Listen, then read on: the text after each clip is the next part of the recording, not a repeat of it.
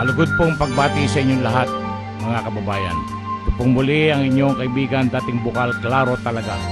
Ang ating pong lalawigan ay napapalibutan ng tatlong malalaking karagatan. Nariyan po ang Tayabas Bay at nariyan din po ang Lamon Bay. At diyan po sa ating paanan ay naririyan ang Ragay Gulf. Ito pong malalaking karagatang ito ang pinagkukunan ng pagkain at hanap buhay ng marami nating mga kababayan.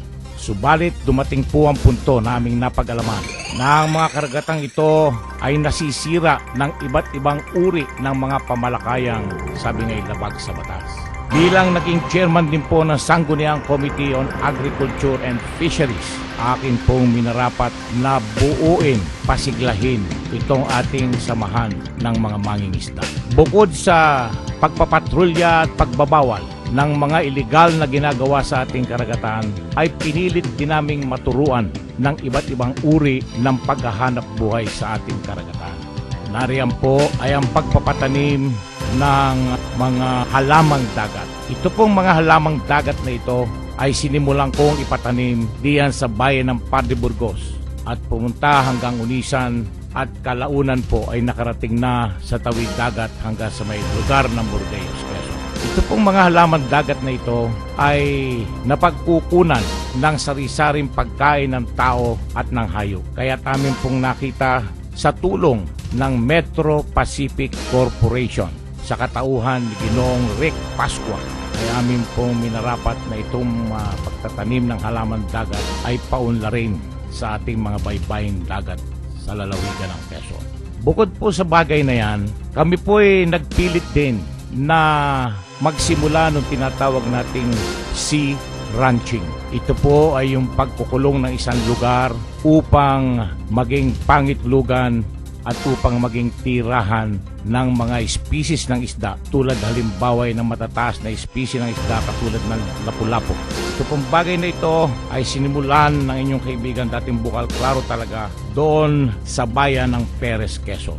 Sa tulong po ng Sangguniang Bayan ng Perez at ng ilang mga mangingisda doon, aming inilagay yung Sea Ranching Project. Bagamat malayo po ito dito sa gitnang bahagi ng ating lalawigan, aming minarapat muna na doon ilagay upang sabi ngayon maging pilot project. Pagkat ito pong bagay na ito, kung sakasakalit magtatagumpay, ay halos lahat ng ating dalampasigan, baybaying dagat ay maaaring lagyan ng halamang dagat, maaaring lagyan ng Sea Ranching Project. At doon nga po sa Perez, Quezon ay nilagay namin ang Sea Ranching Project ng lapu-lapu.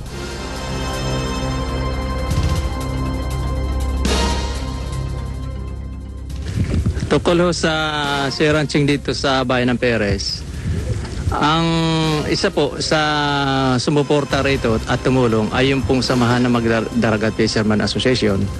At sila rin ang naglagay ng stock dito, yung mga lapu-lapu breeder. Ito yung ini-estimate na sa loob ng 2 taon mula pagkapaglagay ng stock dito, dadami ang magkakaroon ng hanap buhay. Mga species ng lamang dagat na pwede pong maparami pala dito sa Sea Ranching Project na ito.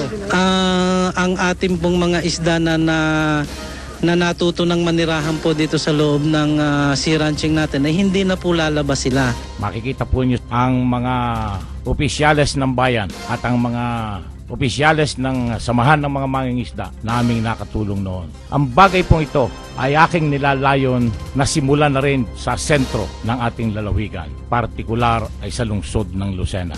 Kaya po kung mamarapatin at pagkakaloobang muli ng pagkakataon, ang inyong kaibigan dating bukal klaro talaga ay magsisimulang muli ng mga programang ito alang-alang sa ating mga kababayan na ang kinukunan ng kabuhayan ay nariyan sa ating karagatan. Maraming salamat.